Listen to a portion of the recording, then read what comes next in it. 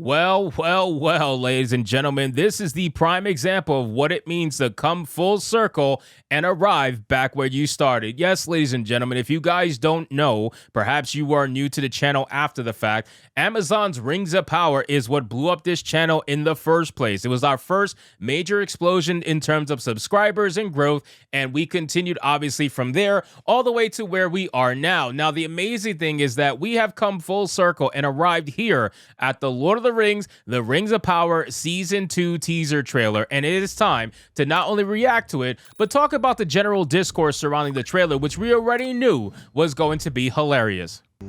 But you have not seen what I've seen. I have seen my share. You have not seen what I have seen.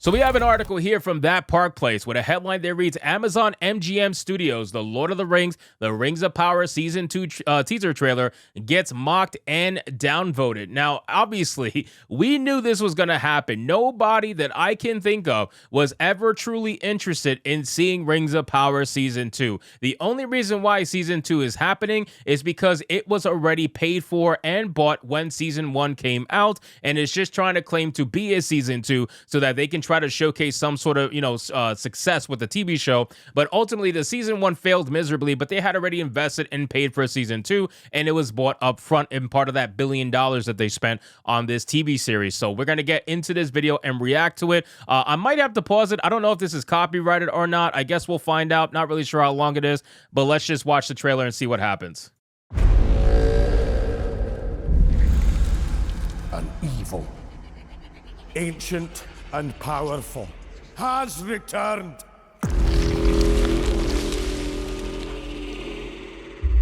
Prepare yourselves.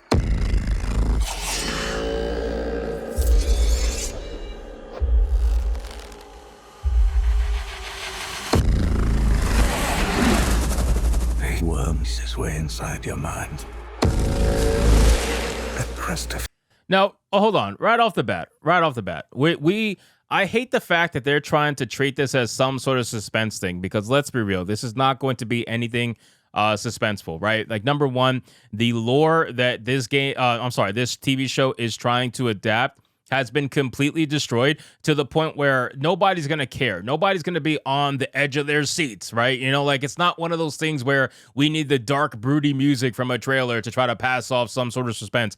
Nobody's going to be suspensed about this. This show is literally just a fucking waste of time. But again, let's just keep going. Him slithers in.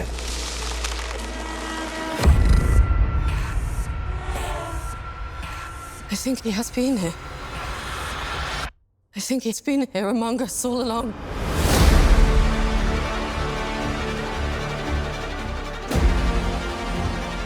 Seems like they're trying to give him the Anatar look, it looks like, just from, I'm trying to get to the clip right here. Yeah, so the long hair, pretty typical of how he represented himself to the elves and how he got his way. But again, it just seems ever so cringe. I really don't know how to explain it other than that, but let's keep going.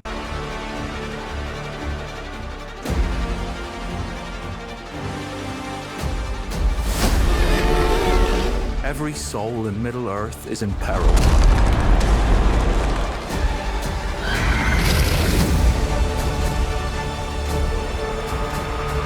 You know what I really enjoy, and by enjoy, I mean not really, is that fact that they love to do member berries when it comes to calling back to the Third Age, right? Because they know that a lot of normies that are involved in Lord of the Rings only really know what they saw in the movies. So they call back to certain scenes, like when Gandalf fell off the bridge, for example, fighting against the Balrog. They called back to that scene with the destruction of this bridge here. I can't get the fucking clip, but you guys saw it. They love to do that because they know that that is what's going to draw the normie to watch this show, so that they can feel like they're watching something that's actually Lord of the Rings when we know that it's not.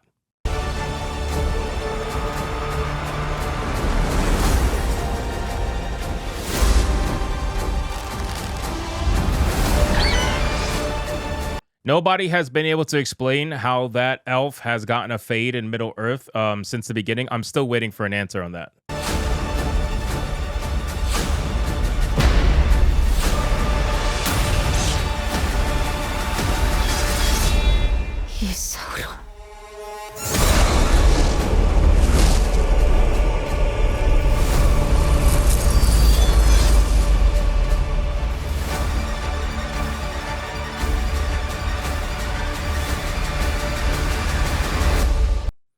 So that's basically it, ladies and gentlemen. I mean, this trailer looks like a very prototypical trailer, what you would expect. I don't know who this trailer is exciting.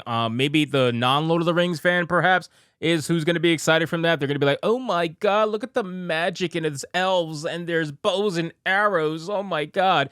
You know, it's one of those things where they're definitely not trying to go for the Tolkien fan. And we talked about this in the first Rings of Power, right? Like we said, the simple fact is that they're not marketing this towards a Tolkien fan. They're not marketing this towards a Lord of the Rings fan. They are marketing this towards the normies who went to go see the movies. All they saw were the movies, and that is it. That's who they're going after, and that's who they want to watch their TV show. So let's read a little bit about this article and see what it has to say. It says, along with the trailer, Amazon MGM Studios released an official description for the second season. Sauron has returned. Cast out by Galadriel without army or ally, the rising Dark Lord must now rely on his own cunning to rebuild his strength and oversee the creation of the Rings of Power, which will allow him to bind all the peoples of Middle-earth to his sinister will. Now, again, they completely ruined the actual step-by-step history of how the rings were forged, right? Like the elven rings were forged last, but in this scenario, they were forged first. And now it seems like they're going to go back and try to have him kind of sneak his way into the elven kingdom